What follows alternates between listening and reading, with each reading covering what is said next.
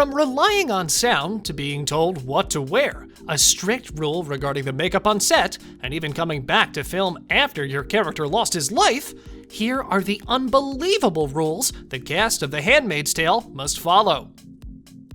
Rely on sound. As you already know, The Handmaid's Tale pays a lot of attention to detail in the costumes. You see, every color, every shade, and every detail on them has a deep meaning. But the fact that the actresses have to rely on sound since the costumes limit their vision is really messed up. The wings the handmaids wear are supposed to hide their faces and limit their own vision. As costume designer Annie Crabtree said, they are made to, quote, heighten the cages that the handmaids were in mentally, physically, and emotionally. And they are a real nightmare for the actresses that have to wear them. All of the actresses that were required to wear the wings had to really listen to their co-stars' lines and completely rely on sound. Quote, what was actually a hindrance became quite a helpful vehicle for a new way of acting, Crabtree said. Maybe false hope, but hey, it's something. Should we take the long way? I can't. I have to. Can you skip a scene? Now, you already know how explicit and direct The Handmaid's Tale is. There's so much violence that we're not surprised anymore. It was difficult during season 1 when we paused an episode just because of how difficult it was for us to watch an entire messed up scene. You would think, how can these actors film such scenes? Is there a limit? Well, there actually is. The Waterfords trip to Canada in season 2 of The Handmaid's Tale nearly had a different direction, but Joseph Fiennes refused to film a scene. During an interview with EWTV, critic Kristen Baldwin for the SAG-AFTRA Foundation, Fiennes, who plays the evil commander Fred Waterford in the show, explained that the initial scene considered involved his character in an awful abuse. To be more precise, he had to abuse his wife, Serena. Fiennes, however, refused to do this scene. Quote, I guess in many ways, as abhorrent and nasty and evil as Fred is, I have to defend parts of him, the actor said. In episode 9, we had a moment where Fred was going to abuse Serena in a hotel room straight after meeting Luke, and it just didn't track for me. I had to go out on a limb and refuse to do it because I felt that even though Fred is who he is, he's human, explained Fiennes. Now you're probably wondering, is this allowed? How did Fiennes manage to convince the creators not to include the scene?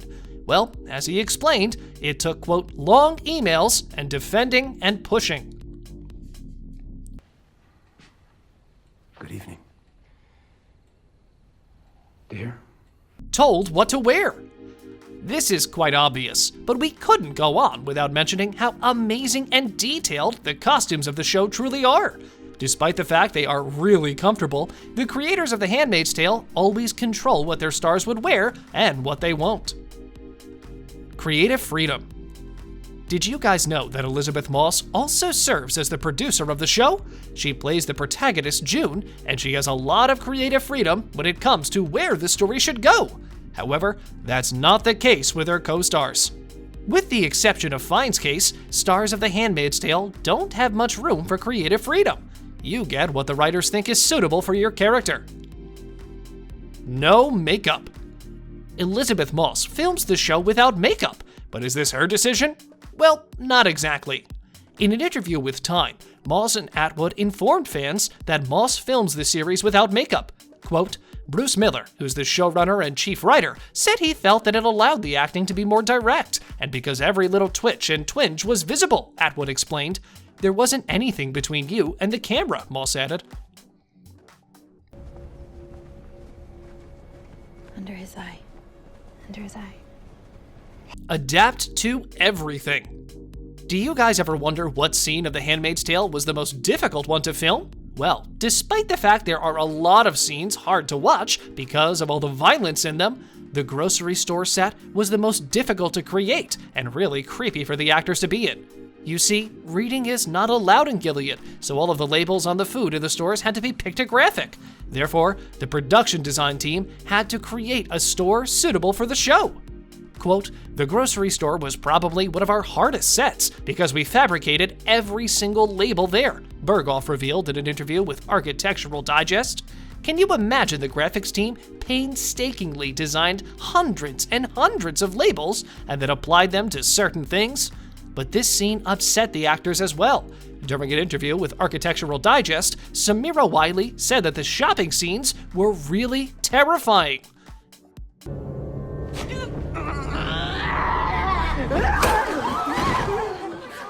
Filming awful scenes.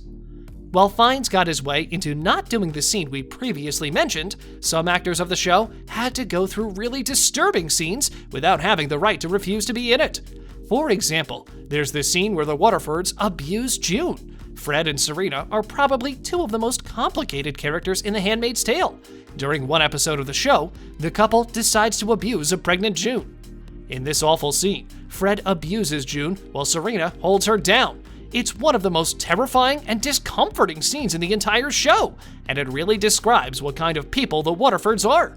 Because of the fact that actors often go through a long process of getting into a character, this scene is way too troublesome.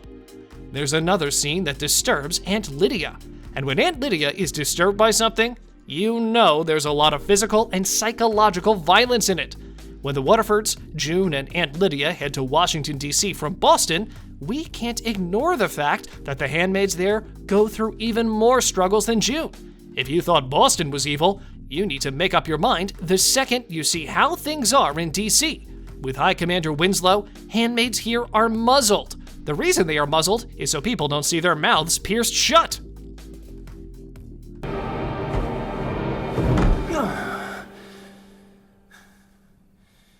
No spoilers. The plot details of every new season of The Handmaid's Tale need to be kept a secret. The Handmaid's Tale is a huge budget series, and the creators do not want some important story elements to be shared. This is why there are only a few things known about Handmaid's Tale Season 5. Get into character. While watching The Handmaid's Tale, you can't go on without paying attention to Ann Dowd's acting skills. Being able to portray such evil is, without a doubt, really challenging. In fact, Dowd is known for playing two evil characters on TV, one of them being her role of Patty Levine in The Leftovers, and of course, the other being the mean Aunt Lydia in The Handmaid's Tale. Playing Aunt Lydia, Dowd has made up her own rules to follow in order to be easier for her to get into character. The actress revealed she often imagines what Aunt Lydia's life was before the show. However, it really bothers her to see how the younger actresses on the show play the handmaids, so Dowd constantly tries to help them in the process of getting into character. Now, but after a time it will. Return from the dead. Season 4 of The Handmaid's Tale left us with a shocking cliffhanger. A cliffhanger that completely changed the course of the show and June's future in it. The former Commander Fred Waterford finally met his demise when June Osborne and her fellow handmaids decided to brutally end his life. Now, you have nothing to worry about as Fred is really gone, but he will have to come back in Season 5 through flashbacks. Despite dying in Season 4, Fiennes will appear in the 5th season in order for some questions to be answered.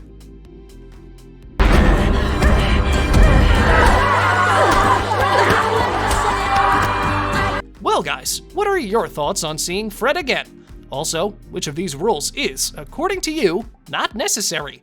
Let us know down in the comments below. Make sure you subscribe to our channel so you'll never miss any of our videos in the future. As always, thanks for watching!